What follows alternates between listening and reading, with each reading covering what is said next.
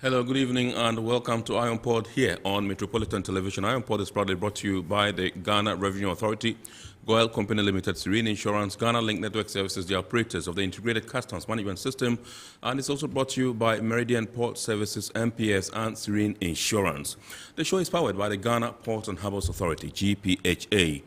Now, our media partner on this journey of a lifetime is the Business and Financial Times, the BNFT. And so if you want to have a grasp of all that transpired on the show tonight, make a date and grab the Thursday edition of the BNFT, and you'll be able to see all that happened here on the show tonight. This evening, we're going to be getting interactive with you as usual. And so you can send us your comments and messages via our dedicated WhatsApp line, which is 0559019177. 0559019177. At the appropriate time, when I pick signals from my production team, which will activate the phone lines for you to call in and contribute to the discussion. Indeed, we are streaming live on our social media pages. On Facebook, we are streaming live at Ghana Port and Harbours Authority. Ghana Port and Harbours Authority. Still on Facebook, we are streaming live at Port of Tema. Port of Tema. And on YouTube, we are streaming live at Iron Port Ghana. Iron Port Ghana. My name is Kennedy Mona. We're going for a very quick break. When we bounce back, we'll continue the show. Please do stay with us. Every now and again, Goyle makes good things happen. This time, Goyle has introduced Super XP Ron 95, a higher grade fuel loaded with additives and yet sold at the same price as normal fuel. Goyle Super XP Ron 95 enhances engine performance like never before. It maintains the engine by keeping it clean from carbon deposits. Goyle Super XP Ron 95 is designed to burn slowly and thus improves fuel economy, making you save money after several kilometers. Goyle Super XP Ron 95 gives you a smooth driving experience, that is, less vibrations. Fill up with Goyle Super XP Ron 95. Now there's no need to pay more for any higher grade fuel. Goyle has that sorted. Goyle, good energy. Electricity, pay your taxes. Our taxes, our future. Because you see, without our taxes, we wouldn't have good roads, good schools, better hospitals, street lights, and other very important social amenities. When we pay our taxes, we give our children free and quality education. Talga, my money too small. Why should I pay my tax? Look, small. Salifo, it doesn't matter how small or big your business or income is. You still have to pay your taxes. The little taxes from each and every one of us, when put together, could give your community clean water or that deprived school with tables and chairs. Please pay your taxes. It is your responsibility. It is your civic duty. It is the law. Impressive factory. If only I had listened to you, I wouldn't have been in this mess. That devastating fire virtually wiped out the whole factory and my warehouse. Remember my misfortunes last year? Serene Insurance Asset All Risk Fire policy that I took were there to pay for my damaged stocks in the warehouse. And my machines that were affected by the floods have been replaced. My accident vehicle is back on the road thanks to Serene Insurance motor policy. Currently, my goods are on the IC covered with their marine cargo insurance policy. I was just telling Ajima about Serene Insurance. Oh, Ajima, tell him more. As a road contractor, I make sure I do my contractors all risk insurance for the projects and then workers' compensation for all the workers on site. With Serene Insurance, they will make sure they will cover your unknown tomorrow today. Serene Insurance, a new face of insurance. Call us now.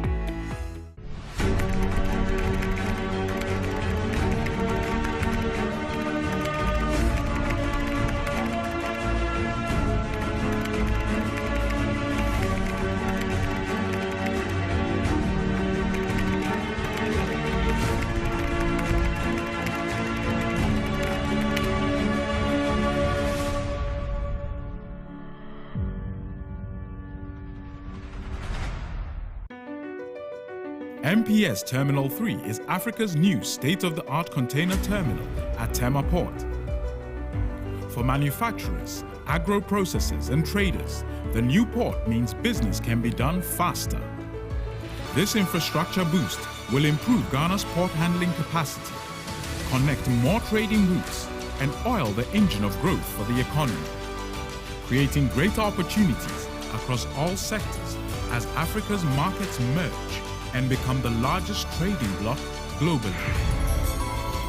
MPS, we connect, you thrive.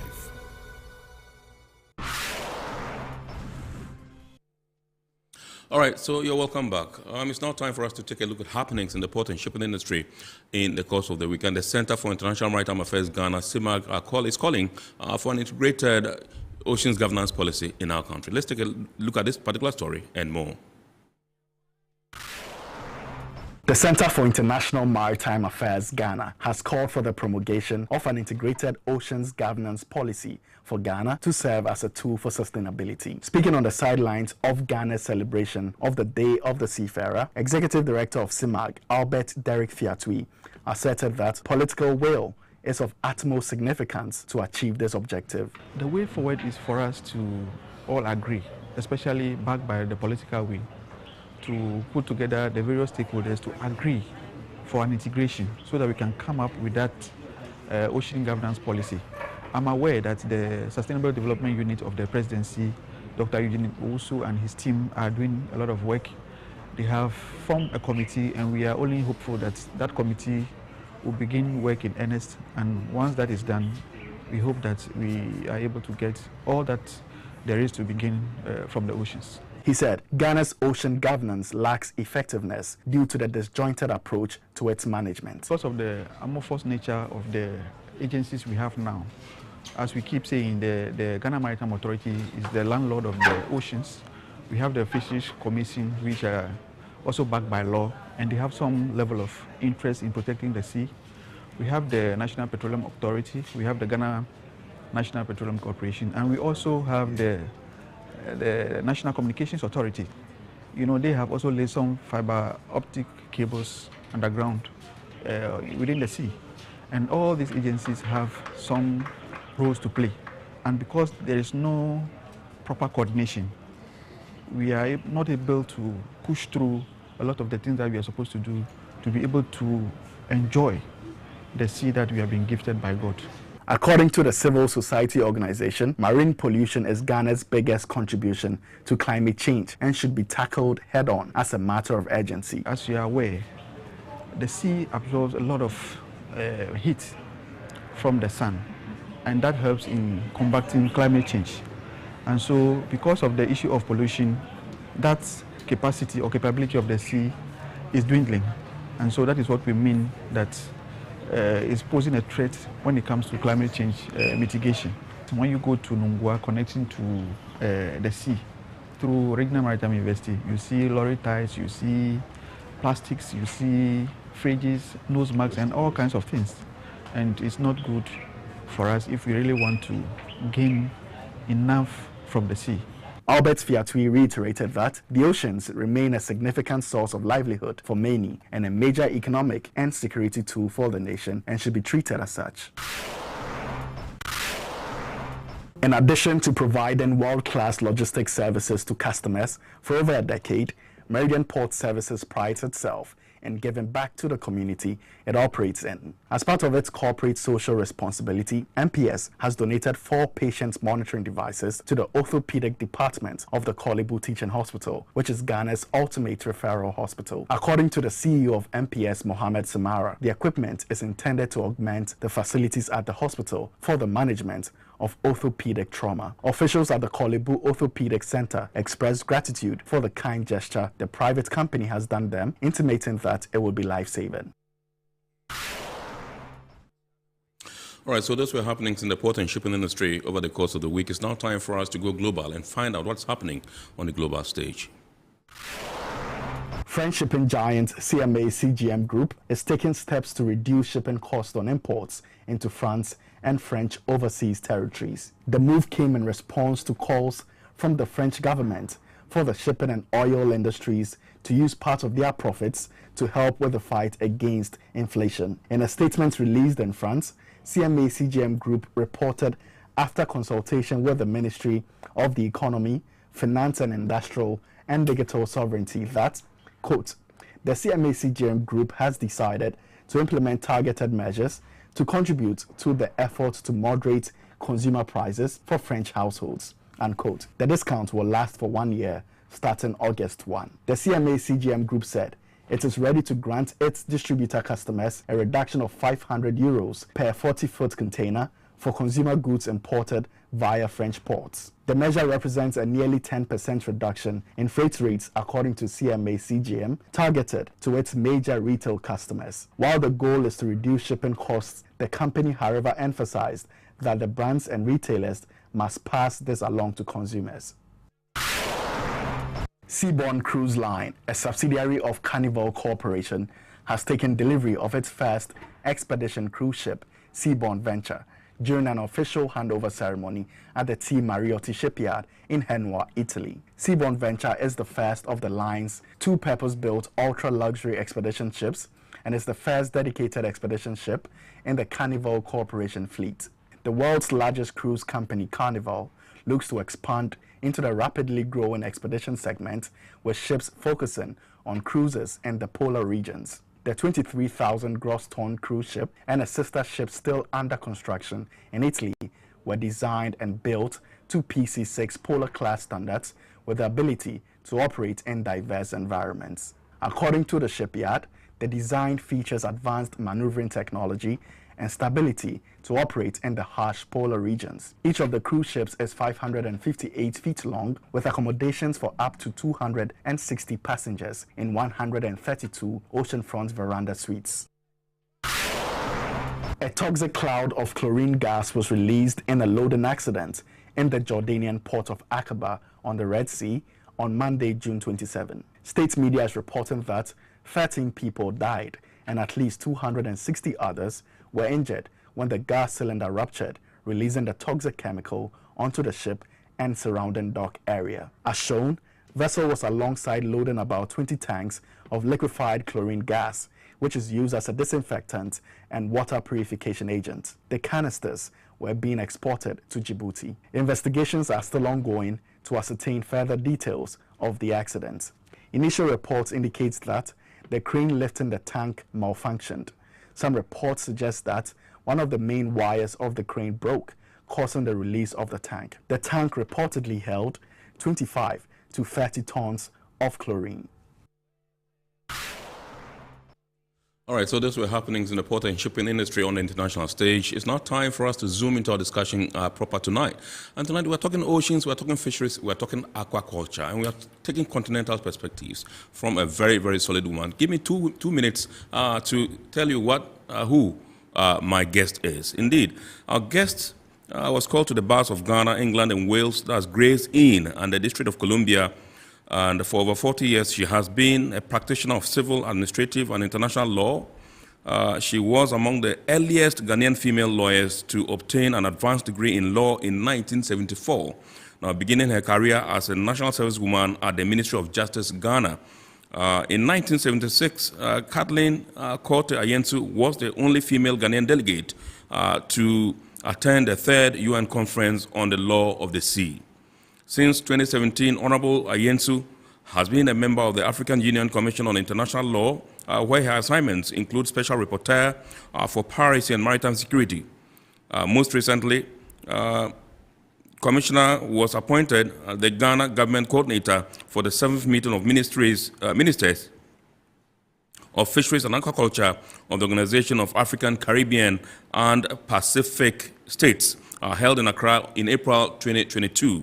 Now, since 2021, she has been a guest lecturer on regional piracy and maritime security to the graduate classes of the Kofi Annan Peacekeeping Training Center and others. Now, past positions include Attorney General of the British Virgin Islands, Chief State Attorney, Republic of Ghana, attorney in leading law firms of Washington, D.C. She has been a delegate and guest speaker at numerous international fora on public affairs.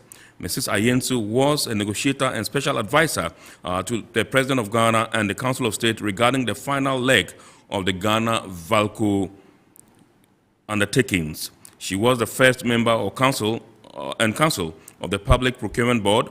Academic qualifications include Master of Comparative Law, the George Washington University 1986, author barrister, Honorable Society of Gray's Inn 1976, Master of Laws, University of London 1974, Bachelor of Laws, Honours, University of Ghana 1973, and Certificate in Management of Exclusive Economic Zone, International Ocean Institute, Malta in 1980.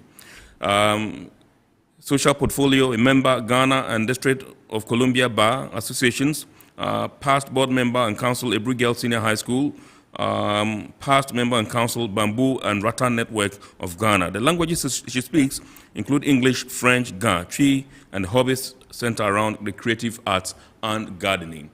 That's a very, very beautiful profile, a deep one of our guest tonight, the Honorable Kathleen Kote Ayensu. Like I said, if you heard me clearly, I said she is a member of the AU Commission on International Law and Special Rapporteur for Piracy and Maritime Security. Good evening, ma'am, and welcome to Iron Port. Good evening, Mr. Mona. Yeah.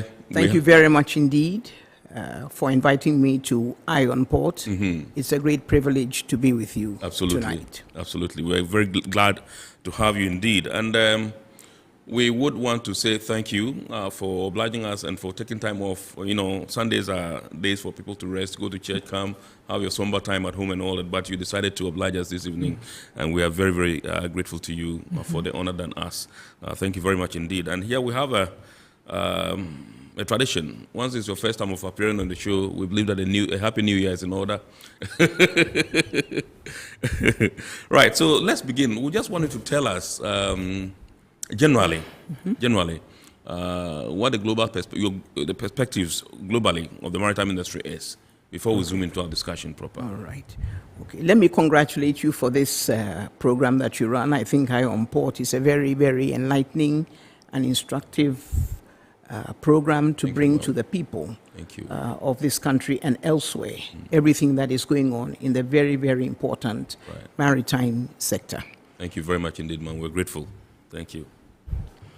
Well, I'd say 2022 is a momentous year in the maritime sector.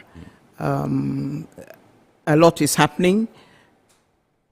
The United Nations has just finished last week its conference on the ocean in Portugal, co-hosted by the governments of Portugal and the government of Kenya. And the law of the sea has been a very, very important thing since time immemorial. The sea has been with us.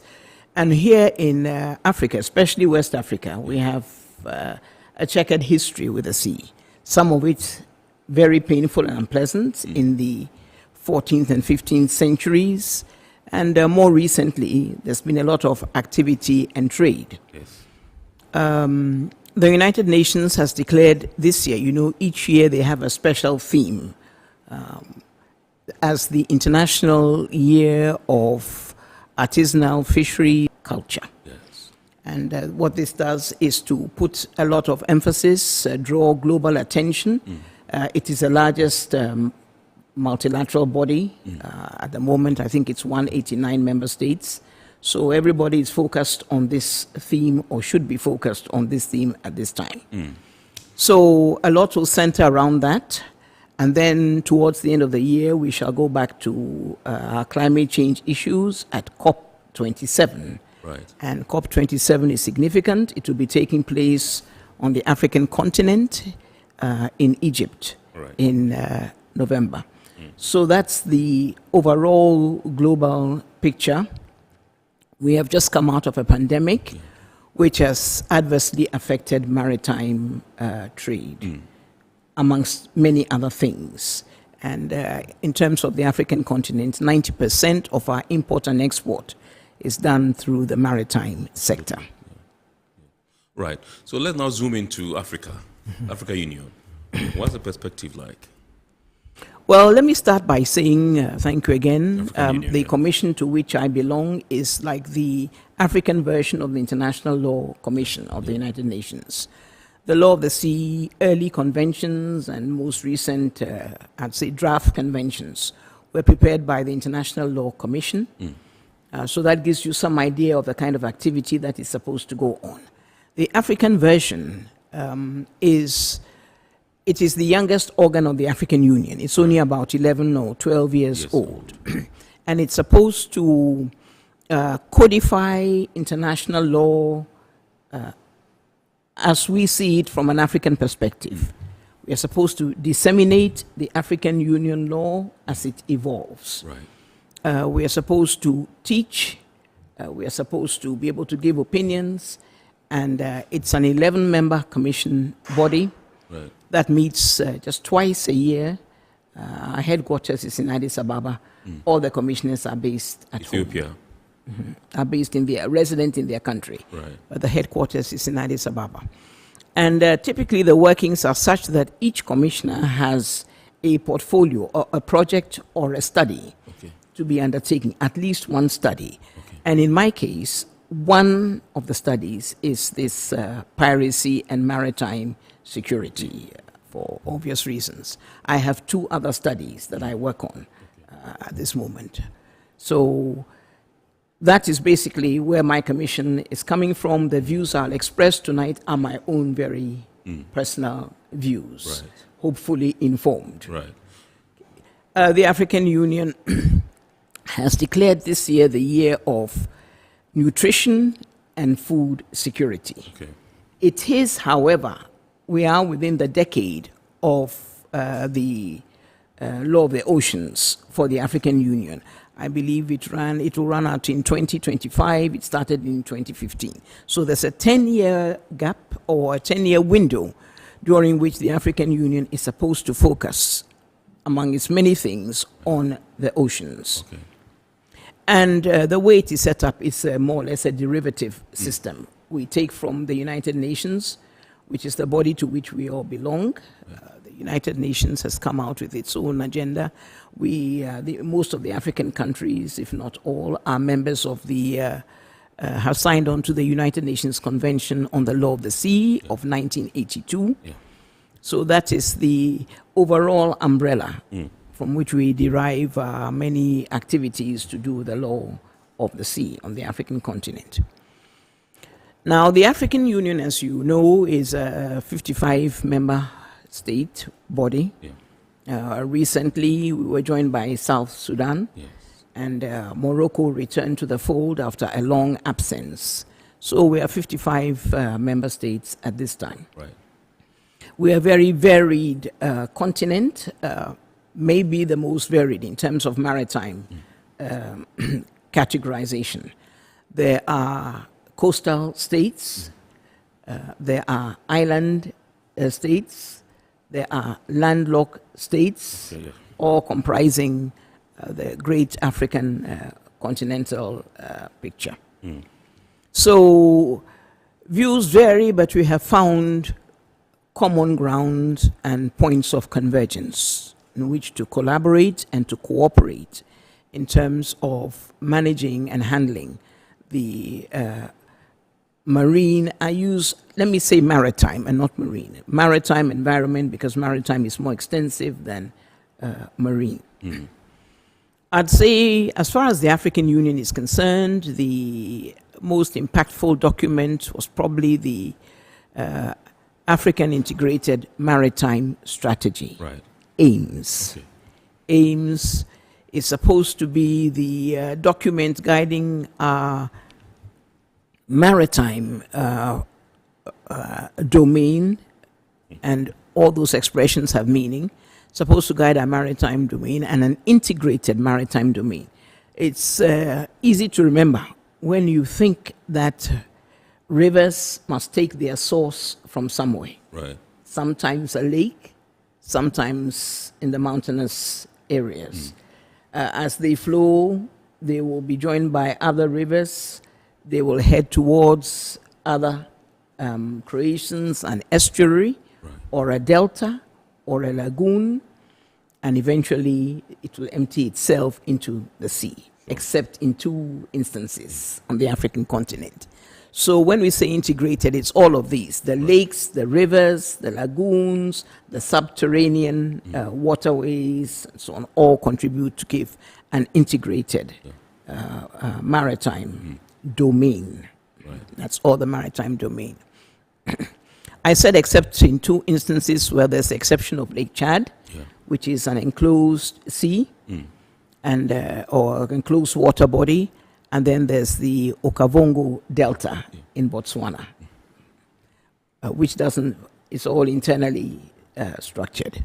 So that's basically the maritime scene. If you have further specifics, I shall take them as you ask your questions, Right. assuming this suffices for you. Sure.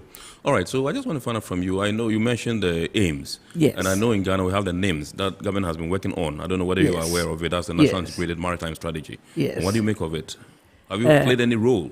No, I have not played a role in the local National Integrated Maritime Strategy. I am aware of it, and I congratulate those who were assembled or who gave the output on the document, but I'm not commenting one way or the other, except to say that it is a requisite of aims that each country come up with its own integrated maritime strategy, so that you can customize your needs to your situation. And that is what I think NIMS has accomplished, so that we are not straggled all over the place and uncoordinated and uncollaborated.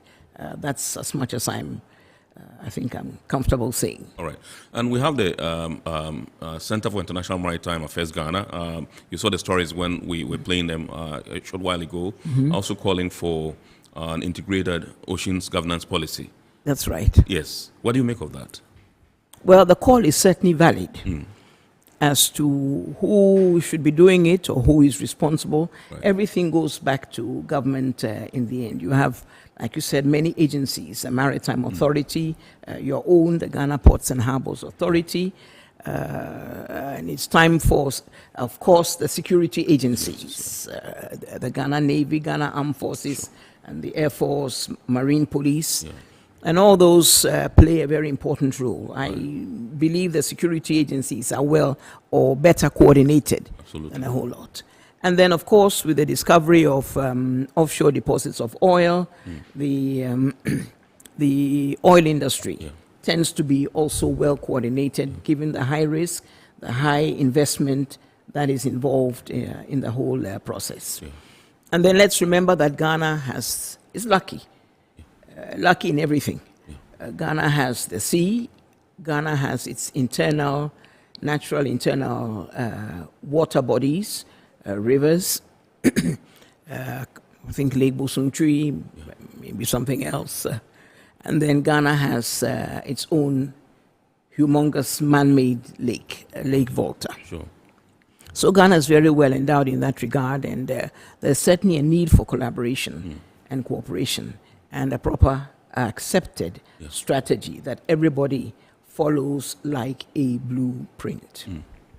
And talking about blueprint, let me say that the African Union has what it calls the Agenda 2063.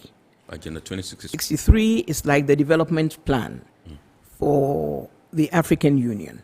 Member states consulted citizens. It was like as if we were doing a constitution, but it doesn't have a legally binding setup. Right. So it's mostly aspirations. There are 6 aspirations. What do we hope to be as an African continent? We, the African people, where do we want to be by 2063? Right. That is Agenda 2063. And one segment of Agenda 2063 is the blue economy. So the blue economy is part of the whole picture, and from which aims 2050 will also be dovetailing. And then another aspect of the Agenda 2063 is a healthy and prosperous citizenry, well-nourished. Yes. Okay, that's where the element of nutrition comes in. Absolutely. You mentioned 2022 has been set aside by the AU as a year for nutrition and food security. Absolutely. Right. Okay, so let's take a look. The blue economy is a vast one. It's a big one, worth trillions of dollars and all that. And we're also trying to get our stake from it. I just want to find out from you some of the policies, and legal frameworks that guide the blue economy on our continent. So let's explain for the benefit of those who might not know that the blue economy is everything that is sort of water-based. Right? So we have the sea, we have the rivers, you have the lakes, and you must manage all these things. You have transportation, intermodal transportation, and so on. Everything that goes into building what I'd say a vibrant and healthy sustainable economy. Yes, in the maritime and in the aquatic sector. That would be the blue economy. And to that end, there are other African Union instruments in place. We have the African Charter on Maritime Transport of 2010 has been revised. What would be the aim of that? I told you that about 90% of Africa's imports and exports go by sea, maritime means. Now, you are better equipped than I am to know that most of this trade is in the hands of, not in the hands of African companies or entities, shall we say. So you have already shown advertisements to do with certain container shipping companies, and they are the dominant players. Okay. Now, interesting, if you go back to the history of, or the antecedents of the African Union, I'm sure you know that we owe the people of the Caribbean and the diaspora much in terms of the creation and the inspiration for the African Union. So as soon as I mention the names, you will know. Marcus Garvey. Yes, absolutely. Du Bois. He owned a lot of vessels, I understand. Padbo. Yes. Now, Marcus Garvey was originally from Jamaica, moved to the city of New York. Way back, I think, in the 1918, certainly by 1920, he was in the New York City area. And we already know the history of the Caribbean and black people going across to Southern America and the Caribbean and eventually to North America. So Marcus Garvey proposed that, or decided that, look, there's so much trade, never mind the human trade, there's so much commodity trade between Africa and the New World, for instance, then of course Europe, that wouldn't it be a good idea if Africans owned the vessels? We produce the goods, so we might as well own the vessels that transport these goods. And it is in that vein that he attempted his Black Star shipping line. However short-lived, it was inspirational, because that is where Ghana, when we became, we got independence, drew our inspiration and named our shipping line the Black Star Line. So this is, I think, the African Union Charter on Maritime Transport seeks a return to the economic benefits, so that some of the economic benefits stay within the African continent and the African hands. Well, shipping is a lot of money, as you know. We may have done, I think, Nigeria, a number of countries, certainly in North Africa. They've owned their own shipping lines, I'm sure now in South Africa as well. But there's a whole range to shipping vessels anyway. Fishing vessels, container vessels, tanker vessels, and other kinds of things. So there's a whole range that the African hasn't broken into yet. And this is the aspiration. Needless to say, that is the slowest of the charters to get going. Because of the logistics and the investment involved in that. Having said that, it's not impossible. Nigerians own quite a few ships, and we are not yet, as far as I know, into big-time cruise industries, but Egypt is into cruise down the Nile. So, and of course, then the military apparatus is an entirely separate subject.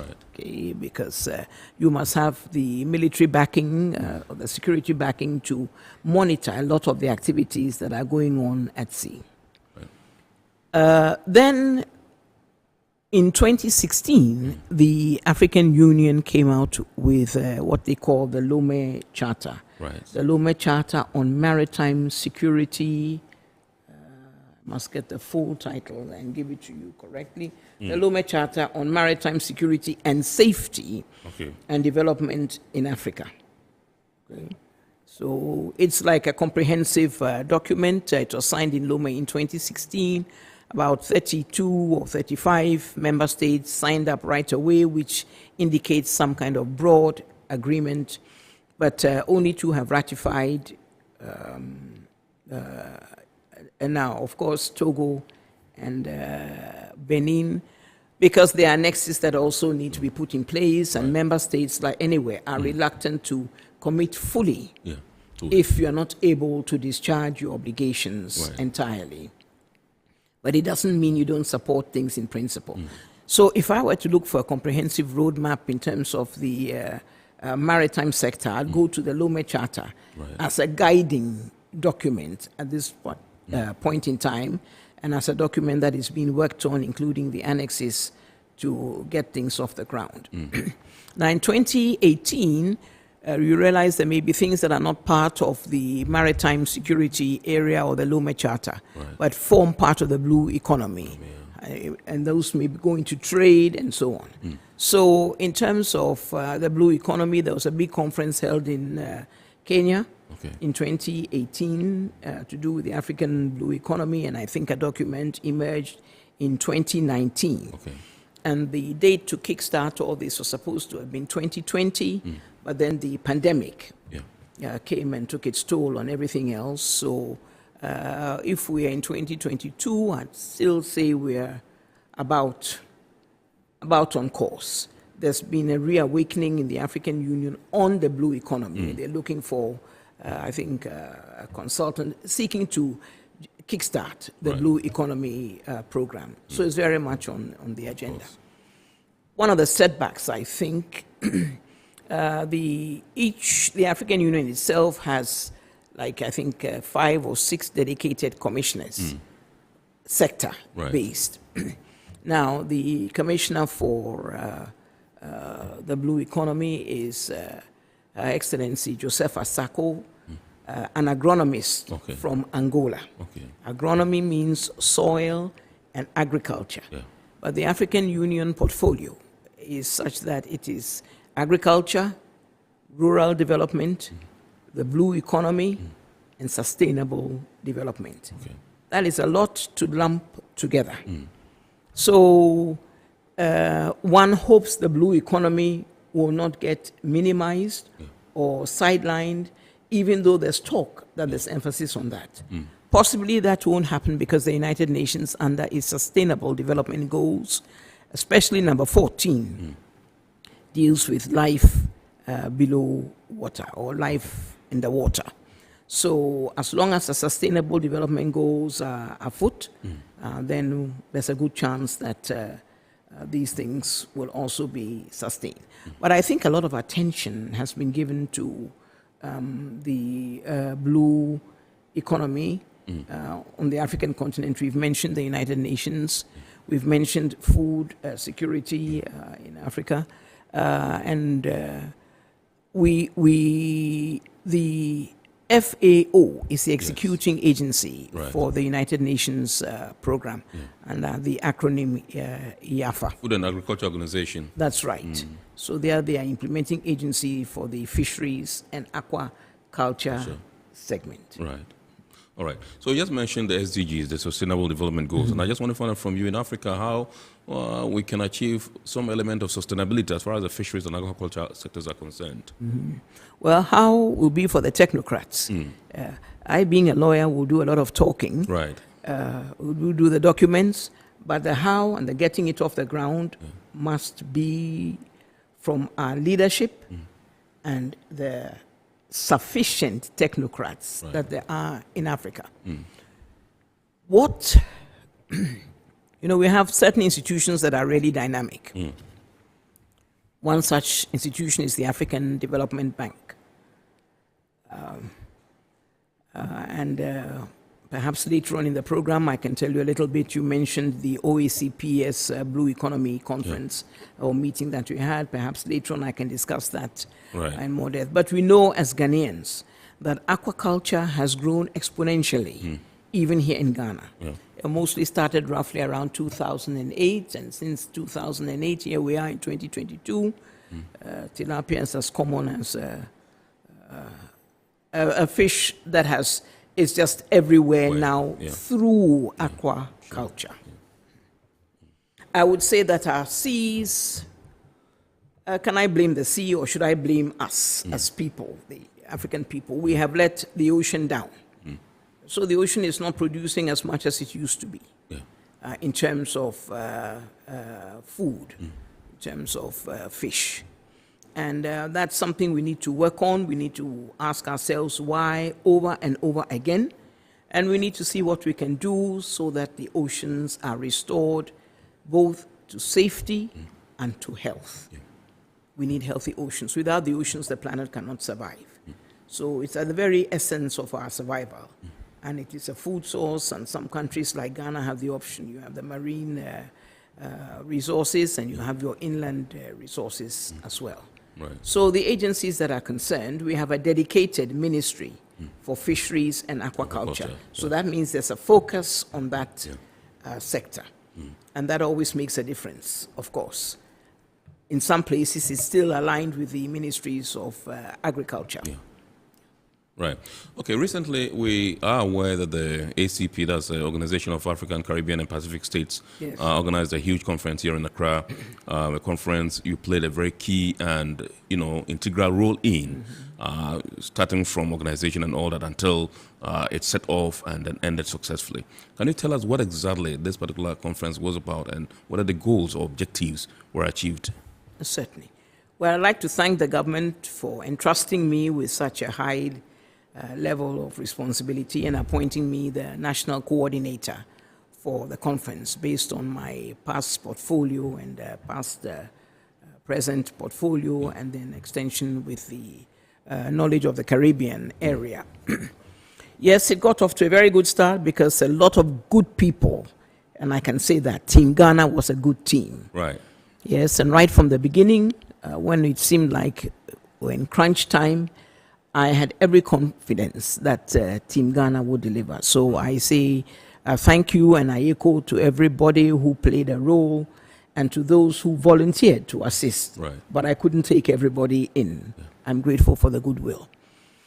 The conference, the Organization of African and Caribbean and Pacific States, is something that was started way back in 1975 as like a response of our group to the European group. The European Union and so on was emerging. They had formed a bloc. It entailed new ways of dealing with Europe in so many ways, and especially trade. So that was the original, or that was those were the origins of the group. By 2020, 2 years ago, we became a full-fledged organization.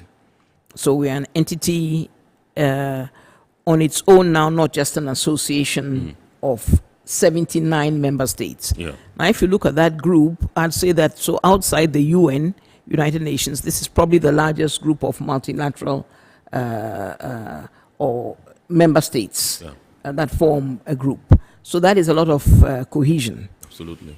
Now, when you relate it to the law of the sea history, there were in existence in 1958 4 conventions on the law of the sea, but you must remember that in 1958 there were only 4 independent African countries. Yours truly, Ghana, Liberia, and Egypt. Ethiopia has never been colonized. Right. So there were like only 4 of us really in the General Assembly. And by the time you come to the 1960s, going into the 1970s, there's been the implosion of African states who are independent. Right. All of whom have a voice. Most of them have gone not just from independence, but gone to the republic the full way to become republics, in contrast to, say, the Caribbean states. So that there are new dynamics in the United Nations, and many of the Caribbean states have become independent states, even if they were not republics. Likewise, in Asia, you have more states becoming independent, and in the Pacific region as well. So there's a whole new group, whole new school in the United Nations now. Right. Collectively, with places like Malta and other developing countries, Singapore, we became known as a group of 77. Right. And the group of 77 was instrumental and forceful in participating in the third UN Conference on the Law of the Sea. Now, if you look at many of the members of this OACPS group, I'd say they belonged once upon a time to the Group of 77. The Group of 77 was not an organization as such, but more like, shall I say, a power group. So now we have an organization of African and Caribbean Pacific states. And our relationship is mainly to deal with the European Union. And this was the 7th meeting of the Ministers of Fisheries and Aquaculture. It was supposed to have been held, I think, last year, but due to the pandemic, the pandemic has bumped a lot of meetings and things together. It's held every other year. Previously, it had been held in Samoa, and then 2 years prior, it had been held in the Bahamas. What it does is bring our common interests together. Our big problem now is overfishing in our waters, illegal, unregulated, unreported fishing. And this has really depleted our stock. Again, I say Ghana is a lucky country. We may have options. But a lot of these small island developing states, the ocean is everything to them. So you go to the Caribbean, with the exception of Guyana and Suriname, most of them are island states. The exception of perhaps Trinidad and Tobago, which has oil revenue coming in. Most of them depend on the same basic, they import most of their food anyway. So the ocean is everything to them, and tourism is the lifeblood of many of them. So all the challenges that they're undergoing in the ocean, apart from overfishing, acidification, climate change, rising sea levels especially, pose a threat, a real and living threat to the people in the Caribbean. It's just like if you were out in Qatar and the others and you see the tidal waves washing away parts of it, you appreciate the gravement of the situation. Absolutely. In terms of the Caribbean, let's not forget that they are already problematic weather in terms of hurricanes. See, certain times of the year, I think it's June to November, thereabouts, is a hurricane season. And each year is a prayer that it would not be a total devastation. The winds start, currents pick up from the African coast. And then the currents pick up and gain speed and cross and do whatever they need to, wreak whatever havoc they need to wreak. And of course, with climate change, it's getting worse. The oceans are getting warmer, so the currents are picking up faster and hitting landfall. So it can, you can have a whole island's economy decimated. Especially some of them grow bananas. So bananas don't do very well in wind, very windy conditions. So it's a real threat that they have to deal with on top of that. And then with the Pacific islands too, we know there are problems. And then as we all know, we have had serious flooding in southeastern Africa. Mozambique has been severely hit by floods. Recently, South Africa was severely hit by flooding. Kenya has been severely hit by flooding as well. So all this climate change is a reality, and it all has to do with water. Absolutely. All right. Okay, that's awesome. Let's take a look at the Gulf of Guinea and efforts, over the years to nib this canker in the bud. I'm talking about piracy. From your assessment, are you satisfied with efforts so far and where we've reached at the moment? Because understanding is that the tide has been stemmed a bit, but do we still need to do more, or you think that we are okay? Oh, no. We're never okay with criminals. You're never okay anywhere with criminals. They never stop. So we have to do more. What it has demonstrated is a collective response from the Gulf of Guinea states, stemming from Senegal to Angola. Incidentally, that's the same slave coast, slave trade coast, stemming from Angola to Senegal, and we have had a concerted effort to tackle this piracy problem. Of course, Nigeria and Angola are big oil producers, but then you have also Equatorial Guinea, you have Gabon, you have Ghana, so you have Cote d'Ivoire. So piracy is a serious thing, and I think the most lucrative commodity is oil.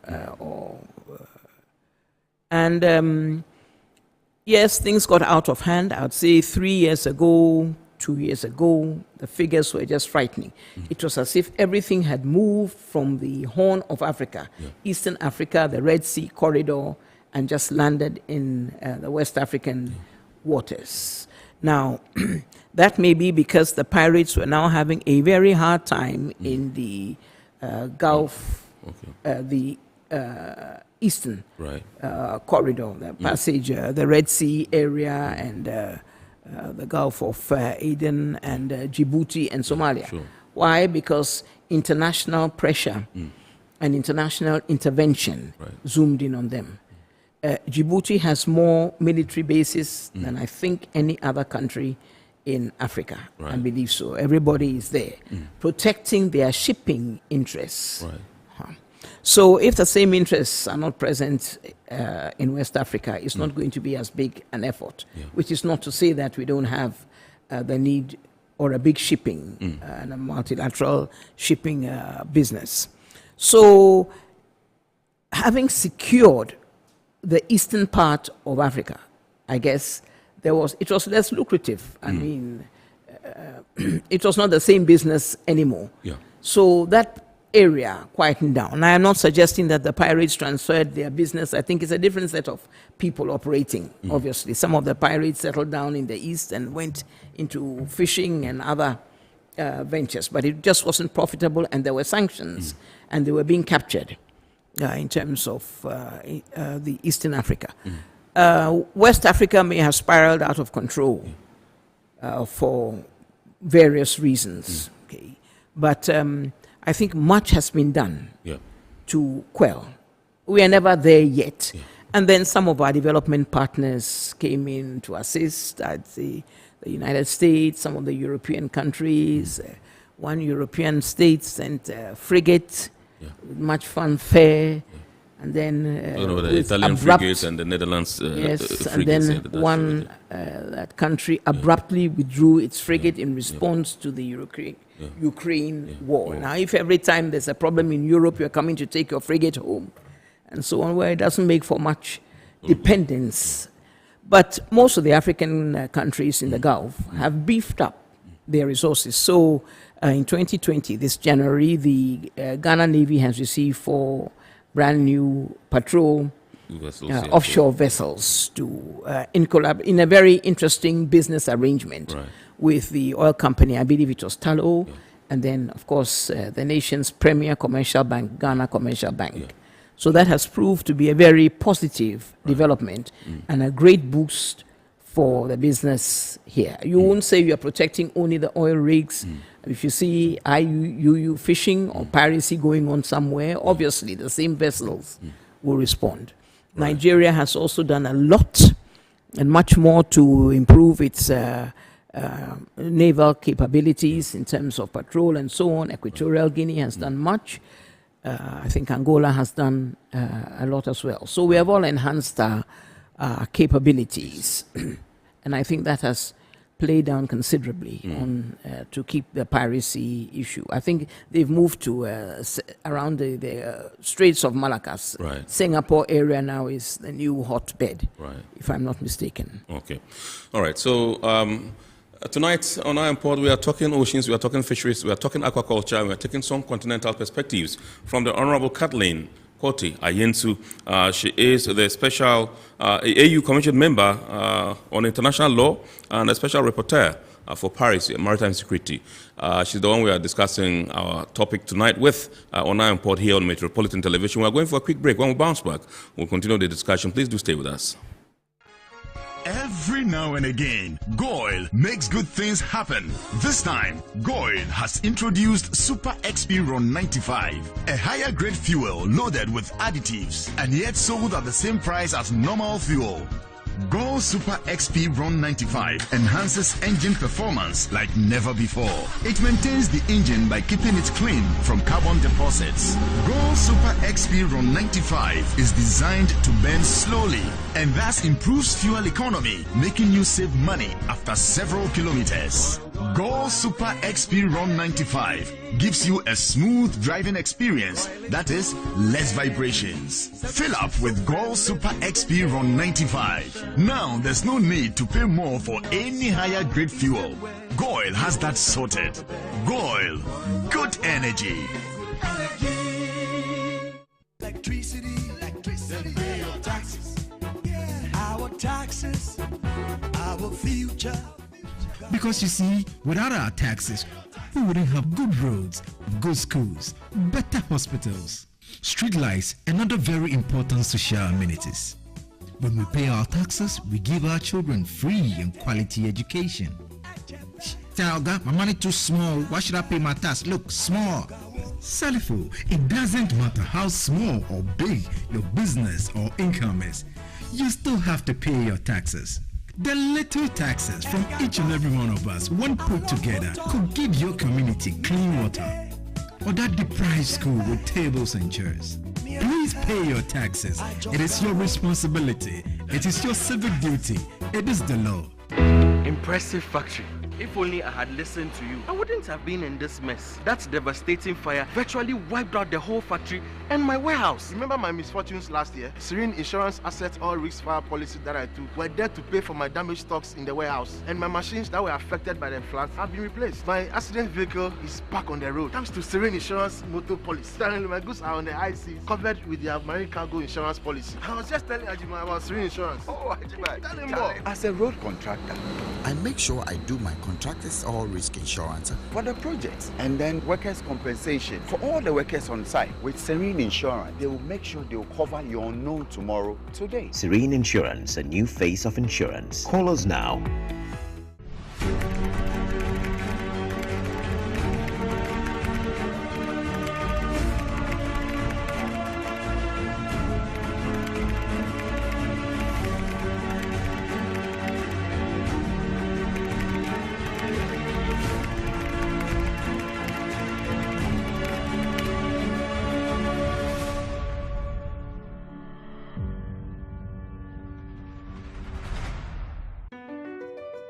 MPS Terminal 3 is Africa's new state-of-the-art container terminal at Tema Port.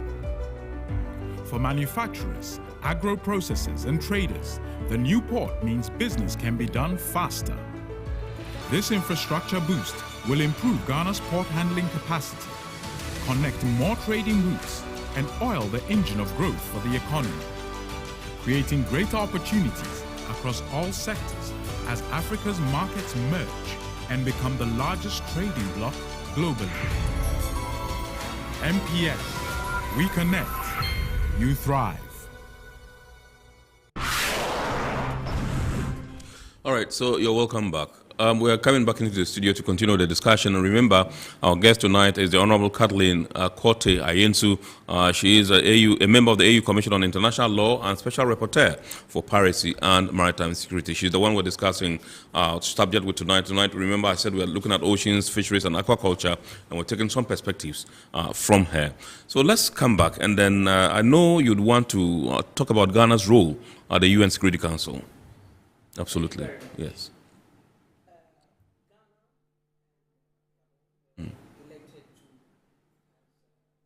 Is your microphone on, please, ma'am? Great. Yeah, it's on now. Thank you. You're welcome. Sure. Ghana and Gabon have been elected as non-permanent members of the Security Council for 2 years. Right. Beginning this year, 2022. 22. So like I said, this year, 2022, is a year like no other. Right.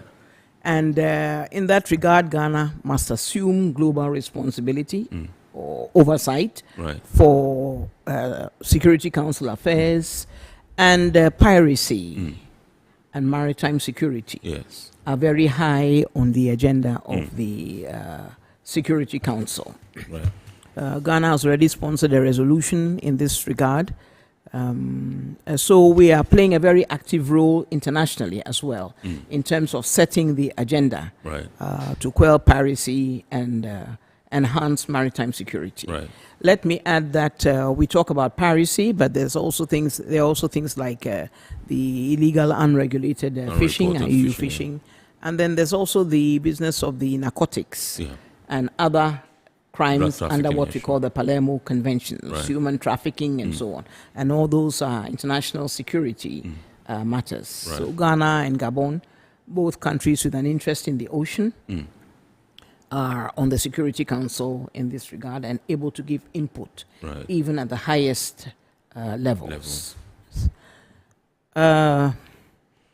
You mentioned the fisheries problem in terms of illegal, unregulated, unreported fishing. And 2022 is again the lucky year. And we have made a significant breakthrough. We've had a significant breakthrough at the World Trade Organization. Okay. The World Trade Organization, yes. WTO is responsible for trade, and that trade includes trade in fisheries as well. Right. So that for over 20 years, we have been plagued by the problem of long distance. The long distance fishing fleet problem has been there since the 1960s, actually. And it has impacted adversely on most developing countries because we are simply not able to compete. Right. And it is aggravated by the fact that many of the foreign fleets are given subsidies by their home states. Right.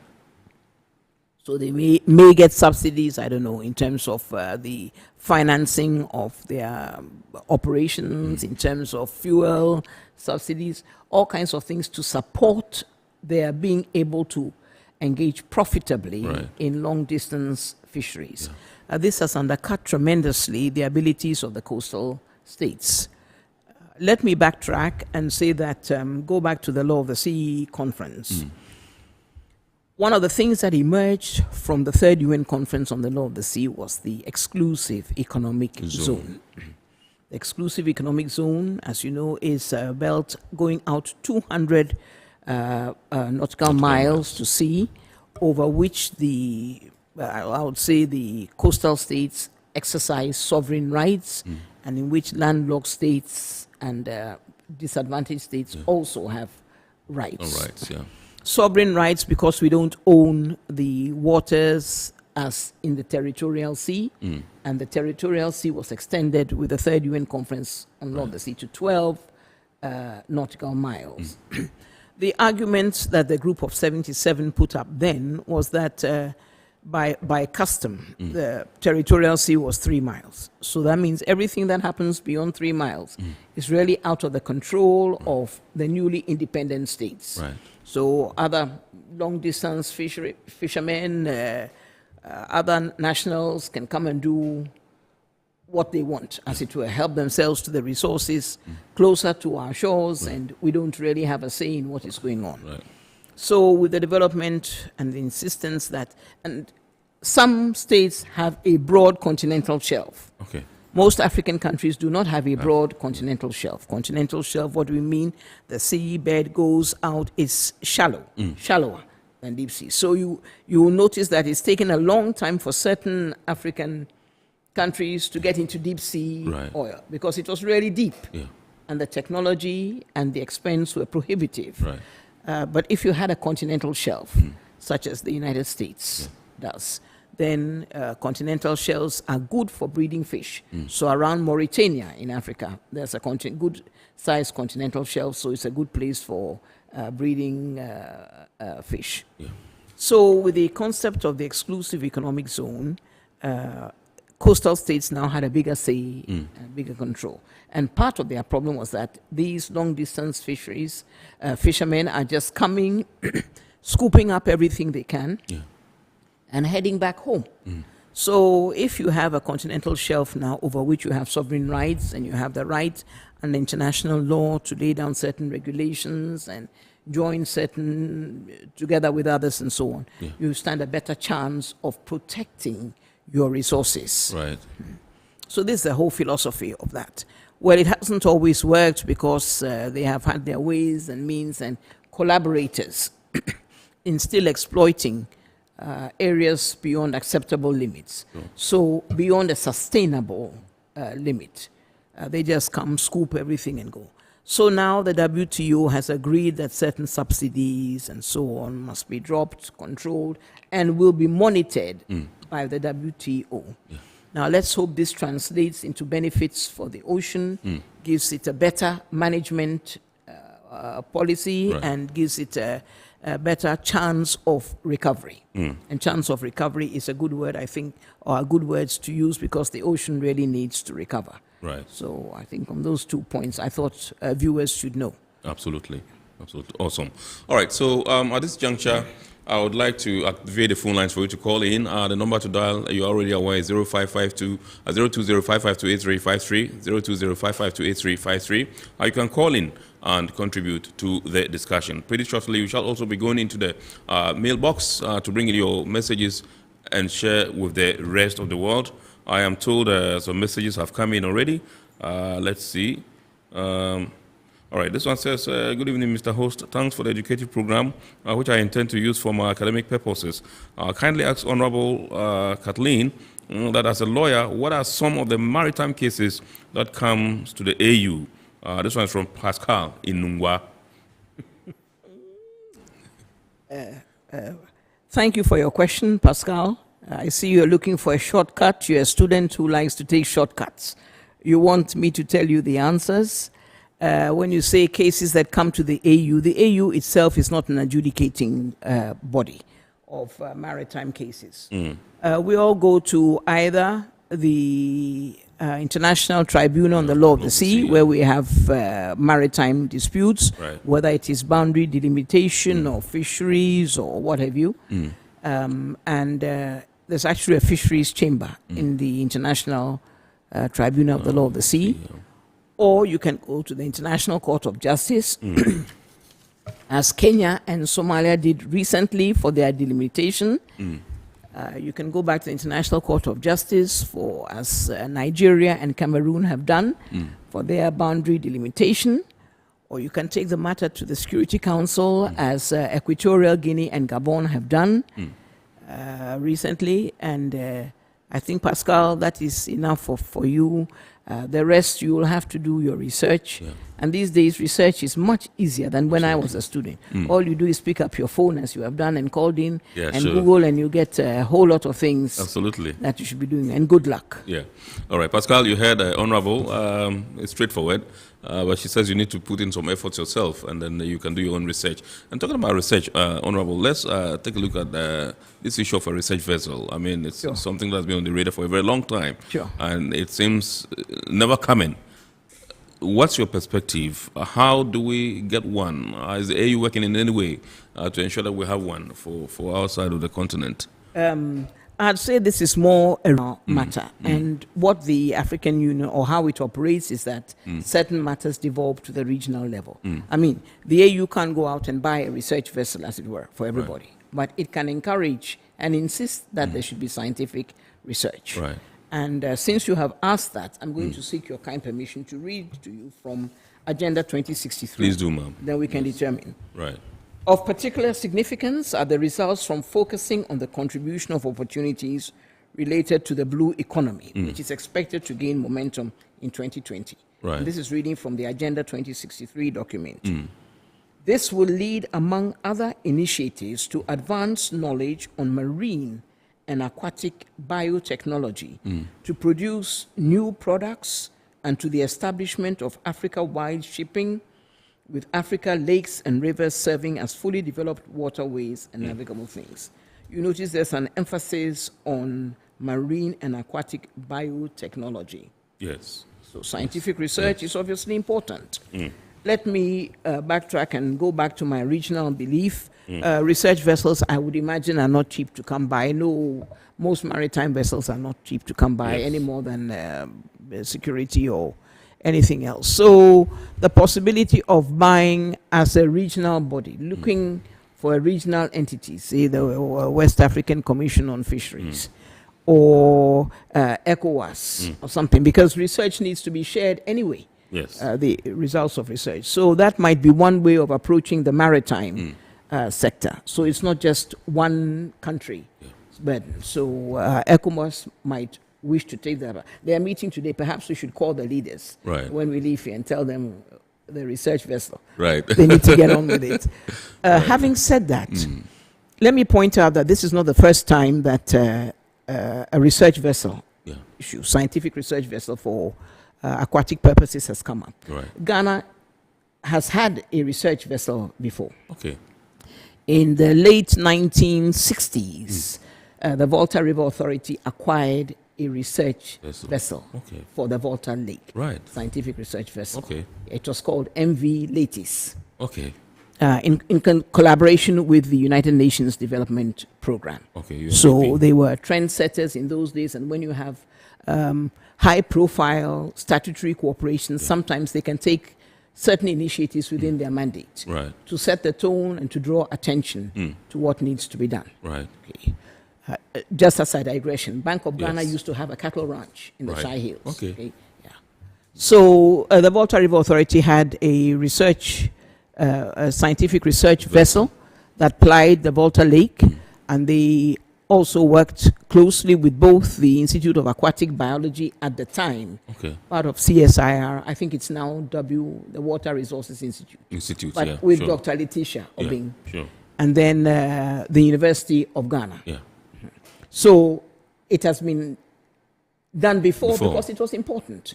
The Volta Lake, like many of the man-made lake bodies in Africa, created other problems, other human problems, biodiversity problems, or challenges, I'd say. And these need to be monitored very carefully. And the same theory applies if you want to do aquaculture. You must, especially on these inland water bodies. Talking about inland water bodies, they're important because Africa is well endowed. If you wish to show a map, you may do so. They are the natural inland water bodies or inland lakes, of which East Africa has the dominance. Lake Victoria, Lake Tanganyika, Lake Malawi, Lake Tana, and so forth. And all these places are potential for fisheries, naturally, and then aquaculture, fishery in captivity. And then you come to the man-made lakes. Yes, man-made lakes. Let's stop there and go on to the phone lines and welcome David onto the phone lines. Oh, David, okay. Then we'll continue with man-made lakes, yes. Okay, David. Good evening, sir. Good evening. Yes. Thank you. My name is David. I'm calling from Tema. Yes. I want to ask from Honorable, how is AU addressing marine drug trafficking? Okay. What trafficking? Marine? Drug trafficking, okay. Trafficking. Narcotics, okay. All right, sure. Thank you very much, Dave. Thank you. We're grateful to you for a call. Over to you, Honorable. So we have two issues now. We're going to deal with the host's question of man-made lakes, or shall we go to David's question? Yes. No, you complete that, and then let's deal with his question. Okay. So man-made lakes. So Africa is phenomenal in that regard. The first dam was across the River Nile in 1902. The Aswan, Lower Aswan Dam. Okay. Then came Lake Kariba. Lake Kariba is across the Zambezi. It straddled the two Rhodesias, North and Southern Rhodesia, where they were the one colonial master. So you have Lake Kariba formed. Then came Lake Volta. We all know the history of Lake Volta. And the size of those two lakes, let me backtrack. Lake Kariba was then the deepest lake in terms of volume. Okay, man-made lake in Africa. It may have been the world at the time. Just as Lake Volta had the largest surface area in the world at the time. And then after Lake Volta came, or just before Lake Volta came Lake Awash in Ethiopia. I've forgotten the name of the dam. That was first for irrigation before it became power supply. Most of the others were power supply first. And then after that came Lake, I think, Kainji in Nigeria, on the River Niger. But that's turned out to be a small lake considering the size of the Niger River. And then also came Rosiris in Sudan. Since then, a whole lot of lakes have come into the picture, and there are many more. What am I saying is that, so there are these natural and artificially created water bodies which give massive potential for fishing right. and aquaculture to thrive, not prosper just or be done, to thrive. So it's for the African Union to jump onto everybody again, together with perhaps the African Development Bank, the African Export-Import Bank, to get back on track, because we need to feed ourselves. Right. And this is a very lucrative area, especially with climate change. Desertification is taking its toll on the livestock industry. I don't know what's going on in the poultry industry. From what I hear in Ghana, is very gloomy. Right. So this is a golden opportunity and a renewed opportunity for us to get back on track. Right. Okay. All right. So let's tackle David's question about what the AU is doing about drug trafficking, narcotics. David, the AU itself is not a police body or an enforcement body. What the AU has done is to be, we are part of the United Nations Drug and Crime Office. Yes. UNDOC. Yeah, sure. And that is very, very active. And what we do is member states are enjoined to collaborate and cooperate with the Drug Trafficking Agency, UNDOC, by doing many things. Security in their own territories. Right. Okay, so our security agencies are very, very active, as you know, as is our narcotics board concerning the drug problem, maritime drug problem. Yeah. Yes, we all get sensational stories. There have been interception of drugs coming in by maritime means in Côte d'Ivoire, Cape Verde especially. And Cape Verde is at the point where it is a transshipment destination for the drug traffic trade coming from Central America. And then, of course, Ghana too has had its own interceptions. You remember the case of the MV Benjamin? Yeah. And then I think Nigeria has had its own, it does its own interception as well. So the Gulf of Guinea is very active and very much on the part of the fight against drugs, right? The drug trade. That's what I have to say to David at this point. Each member state is fighting drugs anyway. Right. And in terms of the maritime sector, Okay. I think the Gulf of Guinea is a good example. Okay. We have barely 7 minutes to go, and I just want to find out two issues from you. One, recently we were told the government of Ghana, Parliament, has passed the cabotage law. I don't know whether you've heard about Passed what law? Cabotage. The Deputy Transport Minister made the announcement recently at a public forum. And I just want to find out from you, what do you make of that? And then number two, there have been calls for Ghana to go back to the old days of the Black Star Line.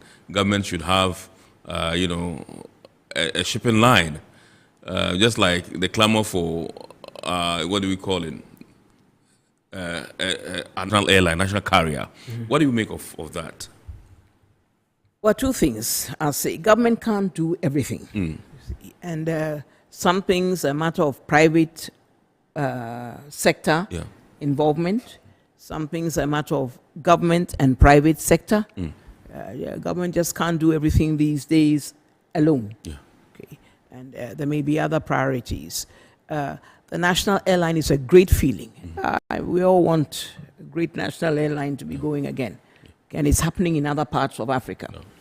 The shipping problem is, I think, more problematic. And that may have to be more of a private sector venture than a national airline. Let me give you some examples. In Europe, we have airlines that are named obviously to identify with their national, for the national identity. But you'll find that the shipping is in the private sector. And I think pretty much that's a pattern we might have to follow.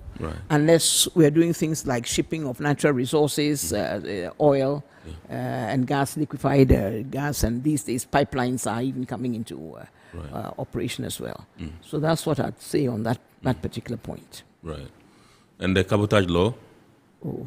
First of all, I haven't heard of the cabotage law, in all honesty. The laws that I've been following are the efforts to revise the fisheries law and the piracy law in Ghana. Okay. Piracy law is in our criminal code, and we need to upgrade and enhance some of the penalties and so forth. But the fisheries law, I think the fisheries bill is well advanced if it hasn't left, or the Attorney General has put in a lot of work on the fisheries bill. Nigeria has passed a new piracy and other maritime offences law. No. It's already in operation. The courts are already applying it, and it's been applied to some of the pirates who were caught. Togo also has a new law in this regard. So I would say there's a movement to upgrade penalties, review these laws, which have been there for a long time and perhaps are not as effective. Right. Okay, so let's take a look at the issue of closed season. Government has a policy in the fishery sector where they have a closed season where the fishermen would have to go home and rest and leave some grace period for the fingerlings or the fishes to grow. And I don't know what you make of it, because we are currently in the season. And I think it's always a 1 month kind of thing or so or more. Well, first of all, let me say that the closed season is a policy that is implemented through a government ministry, the Ministry of Fisheries and Aquaculture. Yes. I'm not a member of that ministry. But the policy of a closed season, in theory, it's like to give the ocean, not the fishermen should go home and rest, but the fish and the oceans should have a break. Yes. And if you go back to our traditional way of life, traditional artisanal fishing, you know, there's a day when the fishermen don't go to sea. Yes. All along the coast. Each community has its day. And the reason is not so the fishermen can rest, but so that the sea can rest. And as the ancient people will say, so that the sea god can rest. So there's a day when you recognize that the ocean must be quiet. So perhaps the issues really are the closed season, how is it being implemented? How long should it be? You know, but there's a need to replenish stock. And then what alternatives do you give the fishermen while they are away from their normal business? What incentives and support can government give them? So that's as much as I'd like to say. Okay. Finally, I want you to tell us about what we can do to empower women to take advantage of the fisheries and aquaculture sectors. Just briefly. Perfect question, and this is your time. Let me start from the top. Honorable Chief of Staff is a food and nutrition specialist with expertise in women and fisheries. So you have your answer right there. So I think the women need to rally around their big sister, come up with their plans, go back to fisheries, the way it was, the way the industry is, what changes need to come on, how to microfinance, because this is always a problem, how to microfinance. And I think you have the perfect candidate there. Director of Tema Port is a woman. Director of the shipping... Ghana Shippers Authority. Shippers Authority is a lady. There are women in maritime now. So we have to look at cooperatives, rural banks, and so on. But you have a sympathetic ear, a knowledgeable ear in the Chief of Staff. Thank you. Thank you very much indeed. Honorable Kathleen Korte Ayensu is a member of the AU Commission on International Law. She's also the Special Rapporteur for Piracy and Maritime Security. She joined us in the studios tonight to discuss the year of oceans, fisheries, and aquaculture, and bringing us some continental perspectives. We are deeply grateful to you, ma'am, for obliging us this evening. We pray that as and when a need be, and we call on you, you'd always, give us a positive response. You always, grace our studios. Thank you very much indeed. We are grateful to you. Thank you, sir. And this is where we also say thank you to our sponsors, Ghana Revenue Authority, Goel Company Limited, Serene Insurance, Ghana Link Network Services, and indeed Meridian Port Services. The show, remember, is powered by the Ghana Ports and Harbours Authority. The upbeat version of the show is aired every Wednesday at 8:30 p.m. on Ghana Television. My name is Kennedy Mona. God willing, we shall bounce back next week with another wonderful edition of Iron Port. Have a great evening and keep enjoying the rest of our programs. Good evening.